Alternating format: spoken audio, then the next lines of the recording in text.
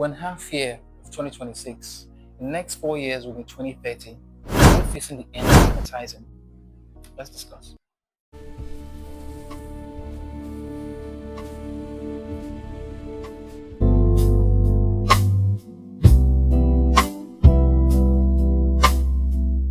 Because I'm talking about production, media planning, all of the things we do in the downstream of marketing.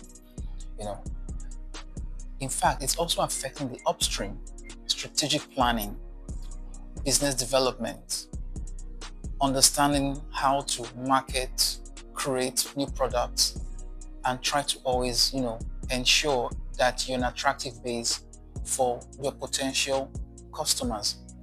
It's a very serious shift that has occurred over the past decade and the past 18 to 24 months. With the development and recreation of AI technology, there's been that continued discussion and challenges people are facing in terms of, is this the end of advertising as we see it?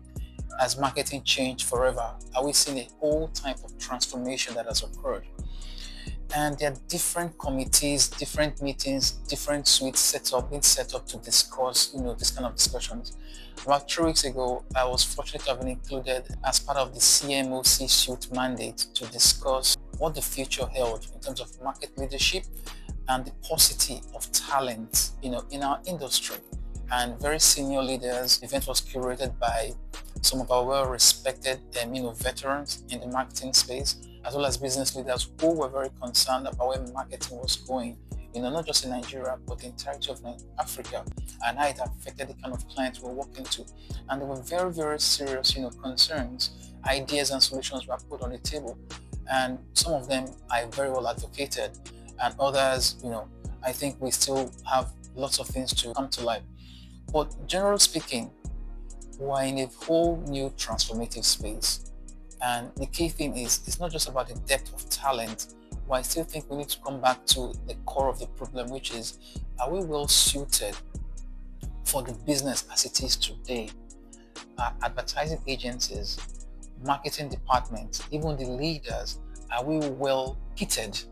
If I wanted to use the word, do we have the right tools? Do we have the right mindset to drive, to augur transformation, to be able to meet these challenges? Because, like I said, it's not just about talking about them. Even those that are talking about them, are we even in the right space and mind? And I think one of the first things we have to look at is our business model. The business model of today was something that was set up, let's say, in the 60s, 70s, early days of market advertising in our industry.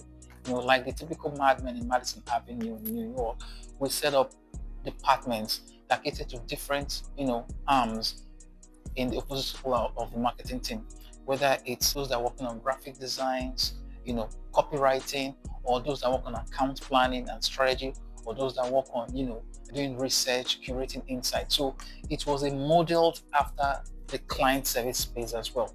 Things have changed. We are in a space where client services now have their own advertising teams, people who curate content for them. So it's almost like you're having a competition to them. So how is it that we're still having that same business model for today? Because at the end of the day, what you look at is, are you even being compensated very well for what you do? How do you ensure that what you do is not something that can be replicated? Not only replicated, but something the client can do even 2-3 times better than you with the right talent. And like we've noticed, talents cut across both of the divide. If you're working here today, if you like you, they might bring you to the other side. It took 6 to 7 years when the whole Japa movement arose. More of our well-bred, well-trained thinkers, both on the marketing and advertising side, have gone on to other greener pastures. So we're left to work with those who are around here. And, for business, there's also a challenge having to train, retrain, mentor, and bring up those people who are interested in that space. One thing I have noticed is that a lot of people, a lot of practitioners are not very, very interested in advertising and marketing. I see it as a stepping stone for them to go to other avenues.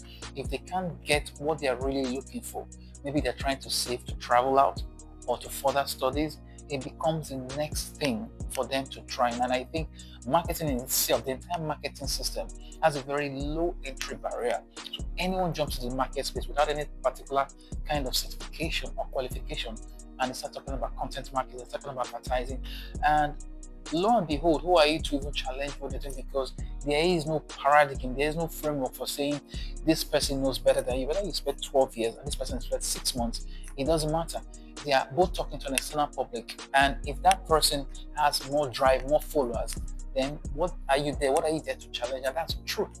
That's the truism about that thing. So, where do you start benchmarking what is quality, what is churn, and what is something that is not even up to standard? Goes back to the question: what is the standard for the marketing industry? I don't think we even have that. What is the yardstick for marketing? What is the yardstick for advertising? How do you benchmark that this is the best creativity that's come out of the market? Yes, we do a lot of industry awards, something I have my own opinion, strong opinions on that, because I don't think I haven't seen any great work for me personally in the past 8 to 9 years, if not a decade, come out of this industry that I can say actually transformed any particular industry beyond sales, beyond product. Like, what was the impact of that product? If I was the one giving any award or giving them, I'll probably not even, I'll told to cancel it for the next 5 years, because I think there's a paucity of thinking, of creativity, and we should not try to award ourselves for something I feel has not done anything, regardless of how it has even changed what we're doing. If not, why are we still having the things around us? Why the industry is not changed? So I believe it's not just about selling products and services. I'm talking about advertising and marketing products, but there has to also be an element that ensures that it nourishes society in terms of the mindset, in terms of spaces where we are, in terms of our emotions, and in terms of the things we consume. And I think that's one of the bigger challenges. How many people are really, I'm talking of practitioners, are really vested, in the art and science of marketing, that they actually want to see it through? I think that, that number has shrunk over time. We have people that are playing, that you call charlatans, that are in debt because there's nothing else for them to do. So I think that's one of the big spaces we have to play in. So very few of these industry practitioners are vested in marketing and advertising, but we have hundreds of thousands playing in that space. That is one of the key things. Two, out of these people that are playing, the very few people that are very interested in this marketing space, a lot of them are looking for greener pastures in terms of bigger pay, bigger environment, things that nurture their mindset, spaces where they can play in, look for creativity, mentorship, and of course, just build themselves, grow their careers. In terms of the business leaders that are mentoring this people, are they themselves, even structured or tutored in the art and science of marketing? Do they understand the history, the context in which we play now? Do they understand the future in terms of where we are going and where we are headed? And if you can instruct, mentor, and guide the junior mind, who would they look up to? They'll look up outside the space. They look to, creators. They look to influencers. They look for role models outside your space. They look to other categories, whether it's in the financial services space, robotics, or other spaces that mentor and nurture their mindset. And I think we're not there yet. So I think the conversation is a very worrisome term, but it's something that we have to articulate properly, because it cuts across different aspects, from the business model to the paucity of talent to market leadership, to even the mindset and the vision in which we carry out what we're doing, to actually implementing the things we say we will even want to do. And I think that's why we're always having these conversations back and forth. And one of the mainstay of the problems is we always have conversations about this, about the commercial aspect. What are the margins? How well are we being paid?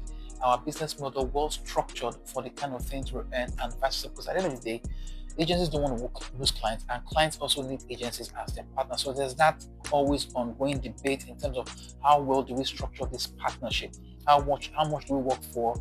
How much do you share to ensure that you're remunerated well? And if we don't massage that problem to arrive at the kernel of what this issue is, we'll continue having that challenge. I don't think I have all of the answers, but I think some of these things we already know.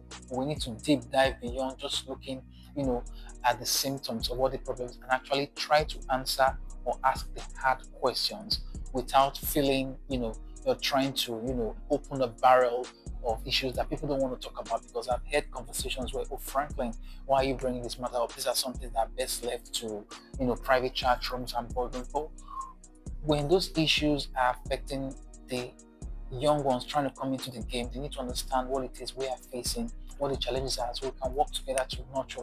And that's just being frank.